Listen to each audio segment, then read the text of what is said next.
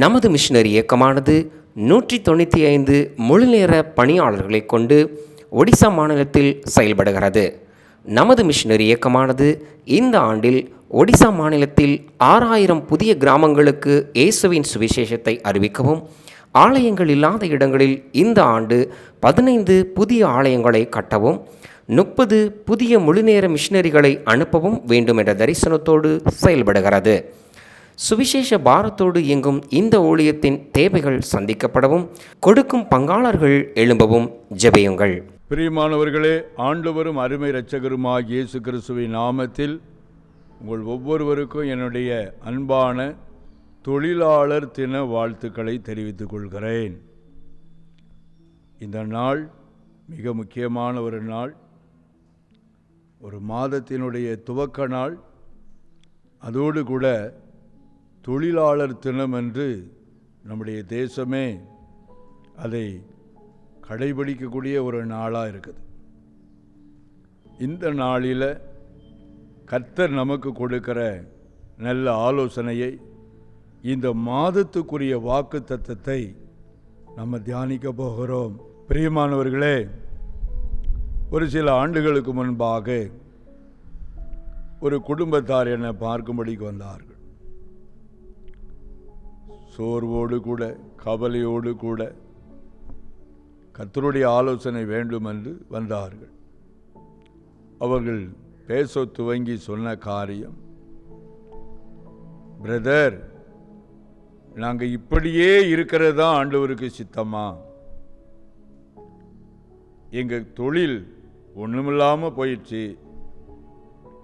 பெரிய அளவில் நாங்கள் பிரயாசப்பட்டு வருமானமும் கிடையாது.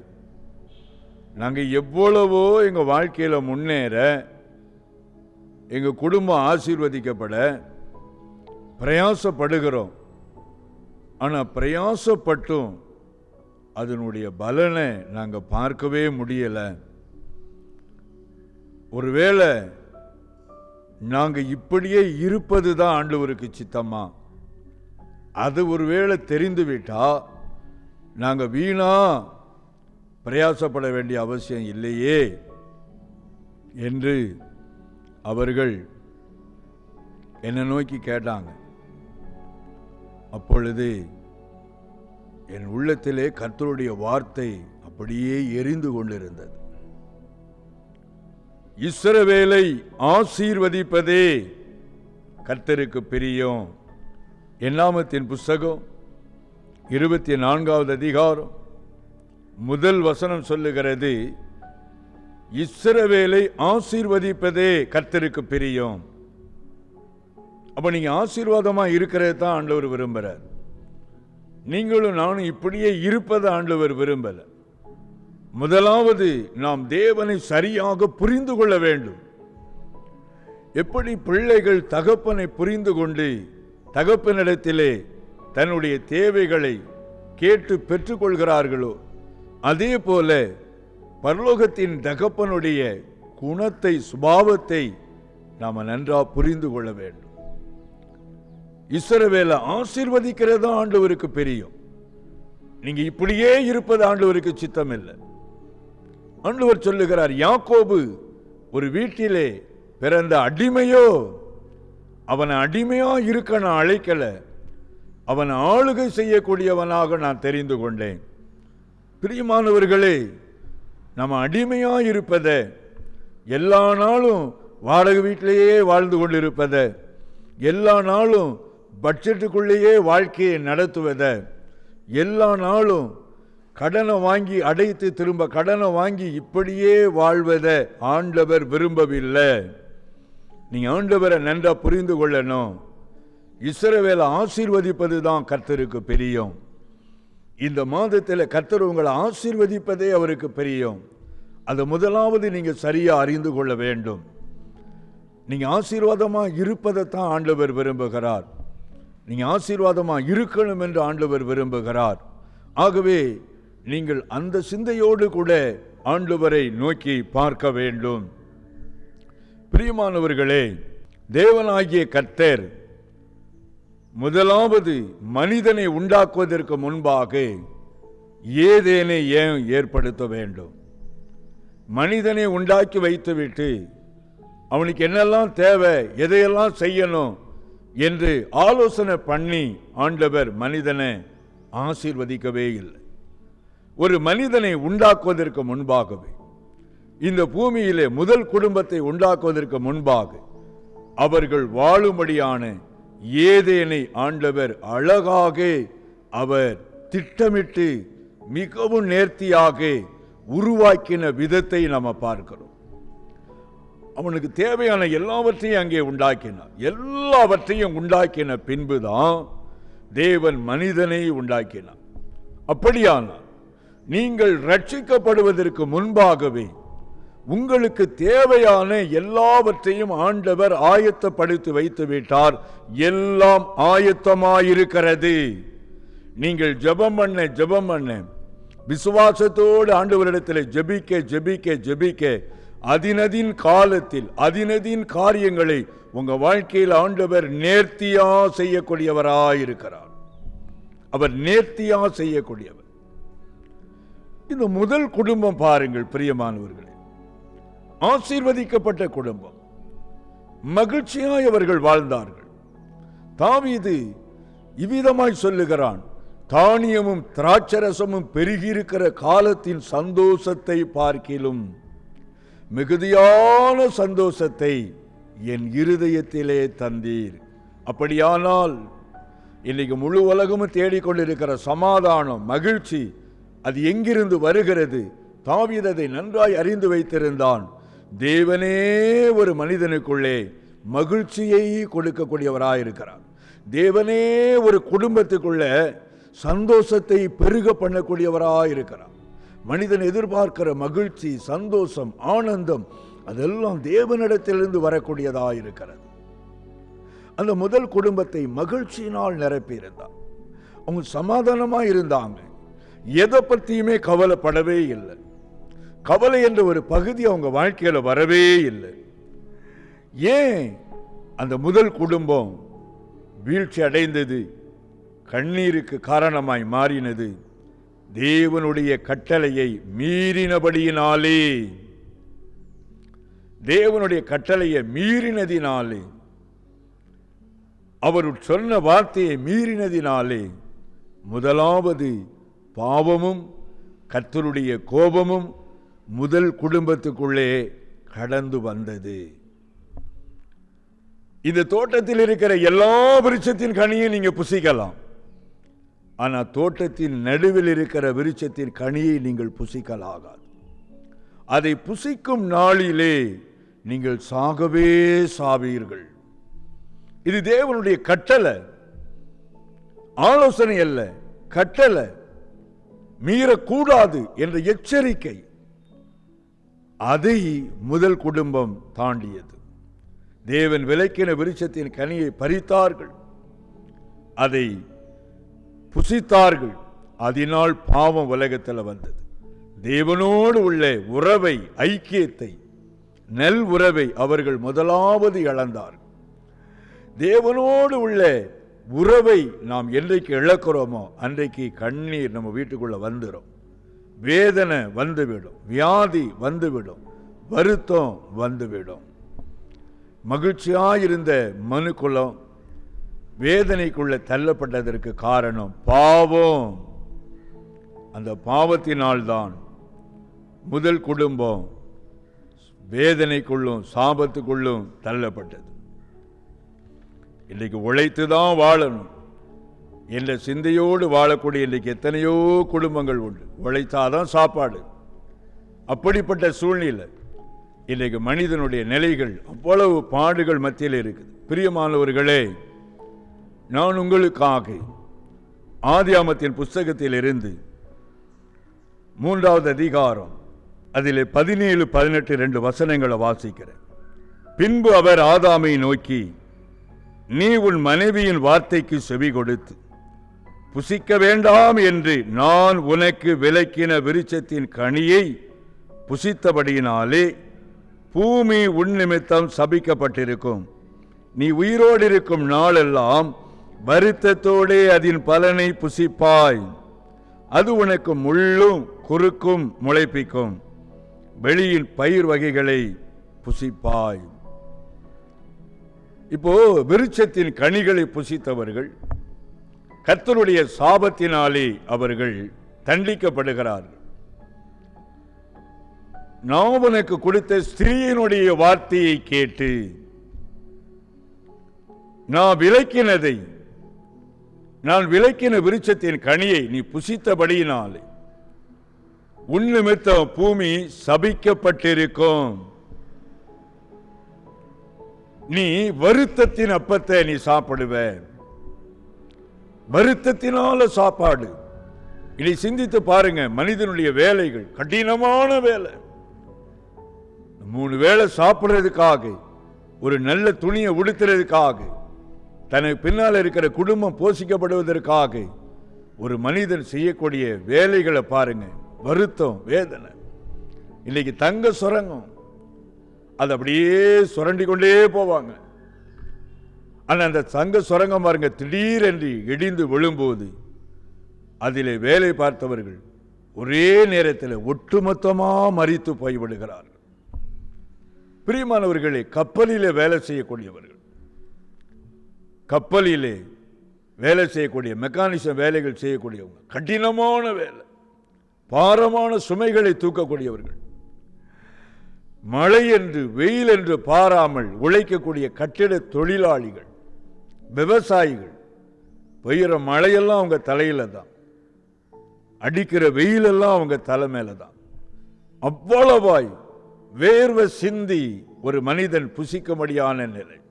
இன்னும் சிலரை பாருங்க, நகராட்சியில் வேலை செய்கிறவங்க, நாம குப்பை கடங்க கடந்து போனாலே அந்த கெட்ட வாசனையை நுகரக்கூடாது என்று சொல்லி நம்ம கைகளாலே மூக்கை மூடிக்கொள்ளுவோம், துணிகளால் மூடி வைத்துக் கொள்ளுவோம். ஆனால் அதில் நின்று சிலர் வேலை செய்கிறாங்க பாருங்க.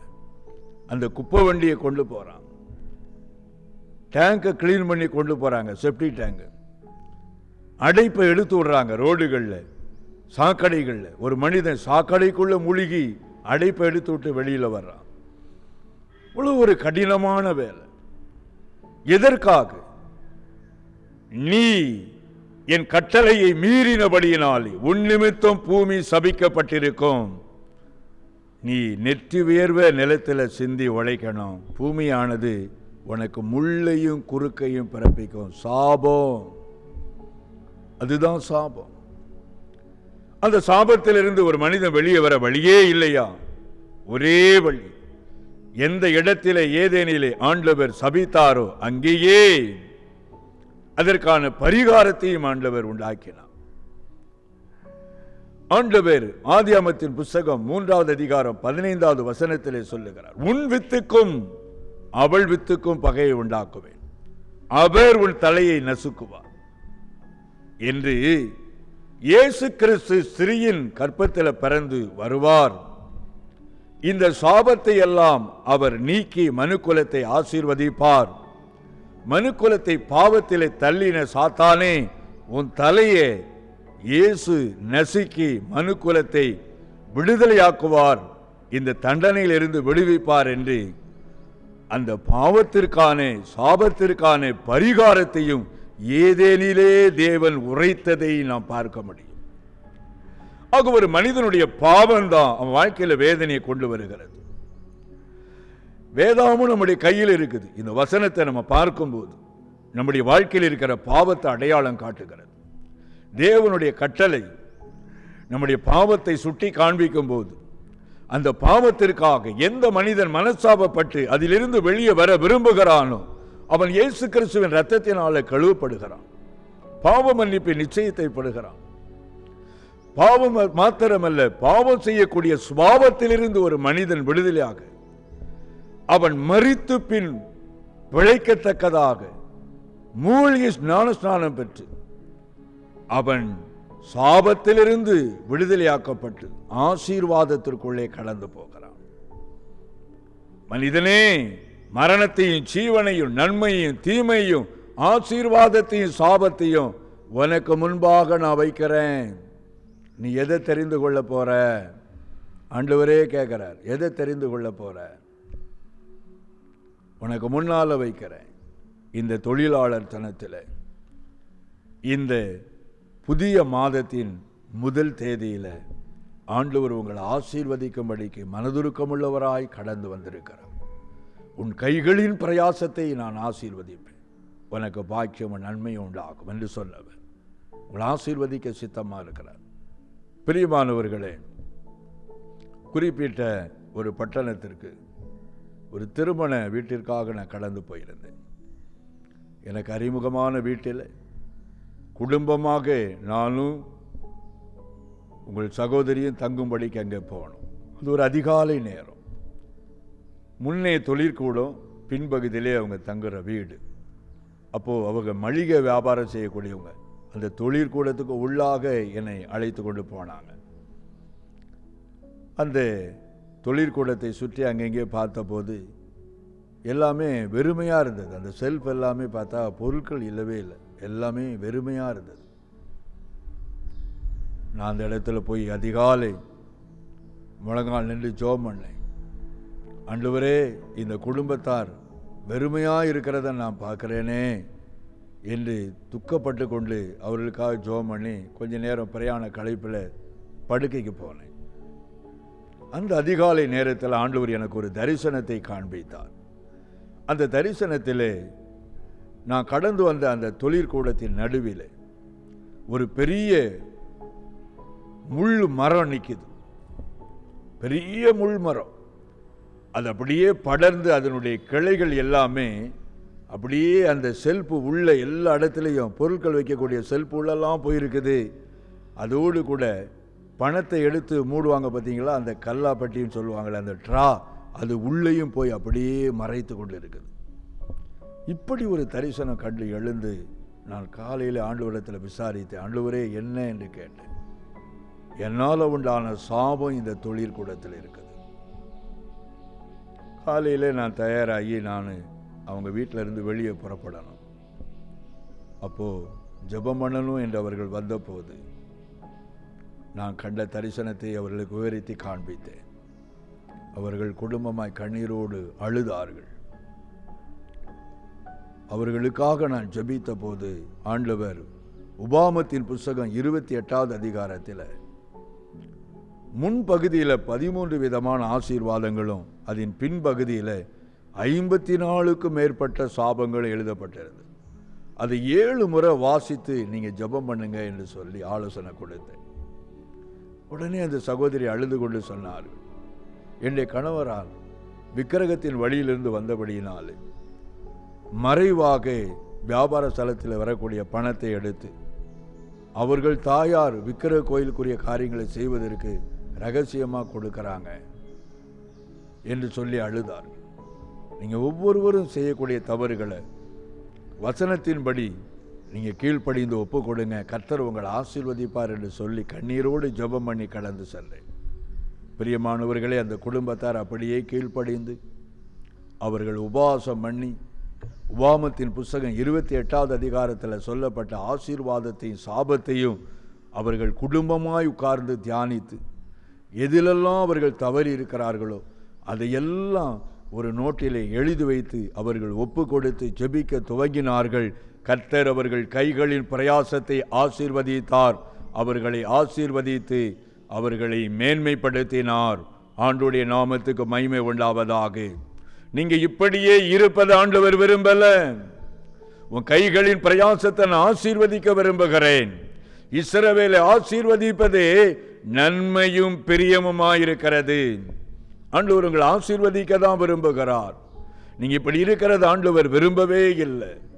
ஆகவே பிரியமானவர்களே, நீங்கள் தேவனுடைய சமூகத்திலே நீங்கள் கூடி அவரோடு கூட ஐக்கியப்பட்டு குடும்பமாக ஆண்டவருடைய முகத்தை நோக்கி பாருங்க. அனுதினமும் குடும்பத்தில் ஜெபம் இருக்கட்டும்.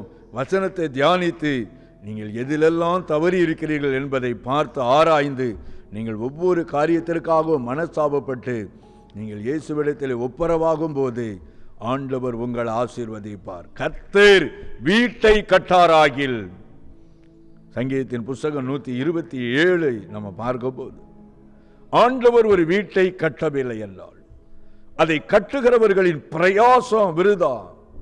கர்த்தர் ஒரு தொழிற்கூடத்தை கட்டவில்லை என்றால் அந்த தொழிற்கூடத்தை கட்டுகிறவர்களின் பிரயாசம் அது விருதாவா இருக்கும். ஆண்டவர் சொல்லுகிறார், என்னாலே அல்லாமல் உங்களால் ஒன்றும் செய்யக்கூடாதே.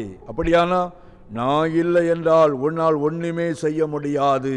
அந்த ஆண்டவரோடு நீங்கள் இணைந்து கொள்ளும் போது இந்த வருஷத்தின் நடுவிலே உங்களை ஆசீர்வதித்து உங்கள் பேரை ஆண்டவர் பெருமைப்படுத்துவார். நீங்க ஆசீர்வாதமா இருப்பீங்க. உங்க பிள்ளைகள் ஆசீர்வாதமா இருப்பார்கள். நீங்க அப்படி ஆசீர்வாதமா இருக்கிறதத்தான் ஆண்டவர் விரும்புகிறார். நீங்க இப்படியே வெறுமையா தரித்திரத்தோடு வாழ்வதை ஆண்டவர் விரும்பல. தரித்திரம் கொடுமையானது, தரித்திரம் வேதனை உள்ளது. அதனால தான் ஆண்டவர் அந்த தரித்திரத்தை போக்கும்படியாக, மனிதனுடைய வாழ்க்கையிலே தரித்திரம் என்பது எவ்வளவு ஒரு வேதனை, அந்த தரித்திரத்தை போக்க அவர் ஏழ்மை கோலத்தில் பிறந்தார். இயேசு தான் பிறப்பதற்கு தெரிந்து கொண்ட இடமே ஒரு மாட்டு தொழுவந்தான். மாட்டுடைய கழிவுகளால் உண்டாகக்கூடிய ஸ்மெல். ஆனால் அப்படிப்பட்ட ஒரு இடத்தை தெய்வம் தான் பிறப்பதற்கு தெரிந்து கொண்டதின் நோக்கம், ஏழ்மையாக வாழ்ந்து தரித்திர கோலத்திலேயே அவர் சிலுவையிலே நெசுக்கப்பட்டார். கால் நிர்வாணமாக உங்களுக்காக எனக்காக தொங்கி இழந்த ஆசீர்வாதங்களை மனுக்குலத்துக்கு மீட்டு கொடுக்கத்தான் அவர் தரித்திரத்தை ஏற்றுக்கொண்டார். பிரியமானவர்களே, இந்த நாளிலே தரித்திரத்துக்கு காரணமாயிருக்கிற பாவத்தை விட்டு நீங்கள் வெளியே வர வேண்டும் என்று ஆண்டவர் விரும்புகிறார். ஆகவே உங்கள் பாவத்திற்காக நீங்கள் மனசாபப்பட்டு, இயேசுவே என் பாவம்தான் எனக்கு இந்த தரித்திரத்தை கொண்டு வந்தது, என் பாவம்தான் என் பிள்ளைகளுடைய வாழ்க்கையில் வேதனைகளை கொண்டு வந்தது, என் பாவம்தான் என் வீட்டுக்குள்ள வியாதியை கொண்டு வந்தது என்பதை உணர்ந்து ஆண்டவரிடத்தில் ஒப்புரவாகி நீங்கள் ஐக்கியப்படுவீர்களானால் ஆண்டவர் இந்த மாதத்திலே உங்களை ஆசீர்வதித்து மேன்மைப்படுத்துவார். நீங்க ஆசீர்வாதமா இருப்பீர்கள். அதுதான் ஆண்டவருக்கு சித்தம். நான் உங்களுக்காக ஜெபிக்க போகிறேன். கிருபையும் இரக்கமும் நிறைந்த ஆண்டவரே, நன்றியோடு கூட உம்மை துதிக்கிறேன், உம்மை ஸ்தோத்தரிக்கிறேன். நீர் மனிதனை உண்டாக்குவதற்கு முன்பாகவே அவனுக்காக ஏதேனை உண்டாக்கின தேவன் அல்லவா? நீர் ஒவ்வொருவருக்காகவும் ஆயத்தப்படுத்தி வைத்திருக்கிற நன்மைகள், நீர் மனிதனுக்காக மனுக்குலத்திற்காக உம்முடைய பிள்ளைகளுக்காக ஆயத்தப்படுத்தி வைத்திருக்கிற நன்மைகள், அதை நினைத்து உம்மை துதிக்கிறோம், உம்மை ஸ்தோத்தரிக்கிறோம்ப்பா. இயேசுவே உம்மை துதிக்கிறோம். எங்களுடைய தரித்திரம் வேதனைக்கு காரணம் எங்களுடைய பாவம். ஆண்டவரே, தன் பாவத்திற்காக மனசாபப்படுகிற ஒவ்வொருவரையும் நீர் ஒரு விசை தொடும்படியா ஜெபிக்கிற.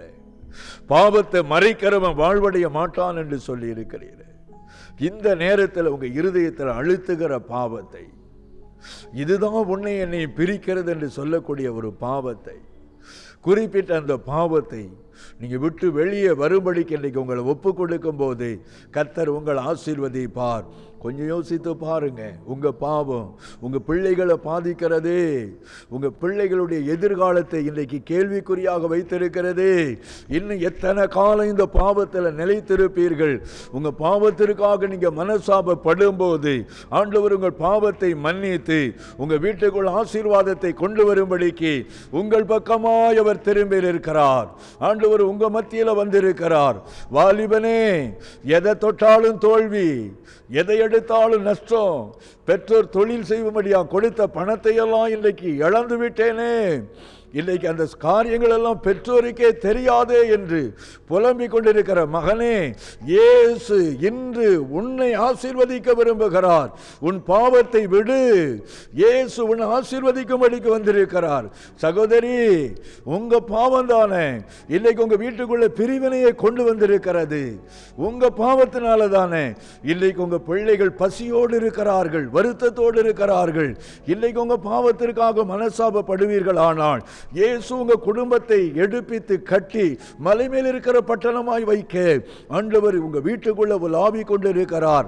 உங்கள் ஆசீர்வதிப்பதே ஆண்டவருக்கு பெரியும். நீங்க ஆசீர்வாதமாய் இருப்பதே தேவனுக்கு பெரியும். சிந்தித்து பாருங்கள். நீங்க ஆசீர்வாதமாய் இருக்க வேண்டும் என்பதற்காக சிலுவை வரைக்கும் கடந்து சென்ற ஆண்டவர் ஒரு சொட்டு இரத்தம் இல்லாமல் சிந்தி கொடுத்தாரே. கொடிய சாப தண்டனையை தன்னுடைய சிரசிலே ஏற்றுக்கொண்டு அவர் இரத்தத்தை சிந்தி பரிகரித்தாரே. அந்த சாபத்தில் இருந்து உங்களை உங்க குடும்பத்தை விடுவிக்கும்படியா இயேசுடைய வல்லமை இறங்கி கொண்டே இருக்கிறது. இப்பொழுதே அற்புத சுகமளிக்கும் வல்லமை இறங்குகிறது. உங்க பாவத்திற்காக மனசாபப்படுகிற இந்த நேரத்திலே உங்கள் படுக்கை மாறுகிறது. இயேசுவை நாமத்திலே குடும்பங்களை அலக்களித்துக் கொண்டிருக்கிற மாந்திரிகத்தின் வல்லமைகள், ஏவுதல் கிரியைகள் வீடுகளை விட்டு வெளியேறட்டும் என்று கட்டளையிடுகிறேன். இயேசுவின் நாமத்தில் அக்கனி இறங்கட்டும் என்று நான் ஜெபிக்கிறேன். ஒவ்வொரு குடும்பத்தையும் இயேசுவின் நாமத்தில் கட்டவிழ்த்து விடுகிறேன். இப்பொழுதே பொல்லாத பிசாசுகளுக்கு நான் கட்டளையிடுகிறேன். உபத்திரப்படுத்துகிற, நஷ்டத்தை உண்டு பண்ணுகிற, வியாதியை கொண்டு வருகிற பொல்லாத பிசாசுகளின் வல்லமைகள் இயேசுவின் நாமத்தில் அழிக்கப்பட்டு போவதாக. குடும்பங்களை விட்டு வெளியேறி, சரீரங்களை விட்டு வெளியேறி இயேசுவின் நாமத்தில் நன்றி செலுத்துகிறேன். அப்பா, நன்றி செலுத்துகிறேன் ஆண்டவரே. குடும்பங்கள் ஆசீர்வதிக்கிறதற்காக நன்றி செலுத்துகிறேன். குடும்பங்கள் ஆசீர்வதிக்கிறதற்காக நன்றி செலுத்துகிறேன். ஒரு சகோதரர் வெளிநாட்டு பிரயாணத்திற்காக, வேலைக்காக ஆயத்தப்பட்டு எல்லாவற்றையும் ஆயத்தப்படுத்தி விட்டு அதற்கான ஆவணத்திற்காக காத்து கொண்டே இருக்கிறீர்கள். உன் பாவம்தான் இந்த கால தாமதம். இன்று நீ மனம் திரும்பினா நான் உன் பிரயாணத்தை வாய்க்க பண்ணுவேன். கர்த்தர் சொல்லுகிறார். கர்த்தருடைய கரம் வீடுகளுக்குள்ளே இறங்கி வருகிறது. வீடுகளை ஆசீர்வதித்துக் கொண்டிருக்கிறது. வழக்குகளிலிருந்து கர்த்தர் உன்னை விடுவிப்பேன் என்று சொல்லுகிறார். இயேசுடைய வல்லமை இறங்கி வருகிறது. வழக்கில் நான் உனக்கு ஜெயத்தை கொடுப்பேன். நீ மனம் திரும்பினா அவனுக்கு ஜெயம். நன்றி செலுத்துகிறப்பா. ஒவ்வொருவரை நீர் ஆசீர்வதிப்பீராக. ஒவ்வொரு குடும்பங்களுக்குள்ள இந்த ஆசீர்வாதம் கடந்து செல்லட்டும். இந்த மாதம் உடைய பிள்ளைகளுக்கு ஒரு ஆசீர்வாதமாக இருக்கட்டும். உடைய தழும்புள்ள கரத்தில் நான் ஒப்பு கொடுக்கிறேன். ஆண்டவர் பொறுப்படுங்க. இயேசுவின் நாமத்தில் பிதாவே, ஆமென். 1998ஆம் ஆண்டு ஆரம்பிக்கப்பட்ட நமது கல்வாரி சுவிசேஷ மிஷனரி இயக்கமானது ஒடிசா மாநிலத்தை தலைமையிடமாக கொண்டு ஒடிசா மாநிலத்தில் 6 மாவட்டங்களில் 176 மிஷனரிகளை கொண்டு 13 இன மக்கள் மத்தியில் ஒவ்வொரு மாதமும் 500 புதிய கிராமங்களை சந்திக்க வேண்டும் என்ற மேலான தரிசனத்தோடு சுவிசேஷ பணியினை செய்து வருகிறது. தேவனுடைய ஆலயங்கள் இல்லாத இடங்களில் தேவனுடைய வார்த்தை அறிவித்து நமது ஊழியத்தின் மூலம் ஆலயங்கள் கட்டப்பட்டு வருகிறது. ஒடிசாவில் வாலிபர் முகாம், சிறுவர் முகாம், விடுதலை முகாம் மூலமாக எண்ணற்ற மக்களுக்கு தேவனுடைய வார்த்தையானது அறிவிக்கப்பட்டு வருகிறது. அறியப்படாத இடங்களில் தேவனுடைய வார்த்தையை அறிவிக்கும் நமது மிஷனரி ஊழியத்தில் இன்னும் அதிகமான மிஷனரி பணியாளர்கள் எழும்பப்படவும், ஒடிசா மொழியில் தேவனுடைய பரிசுத்த வேதாகமத்தை கொடுக்கும் நன்கொடையாளர்கள் எழும்பவும் ஜெபித்துக் கொள்ளுங்கள்.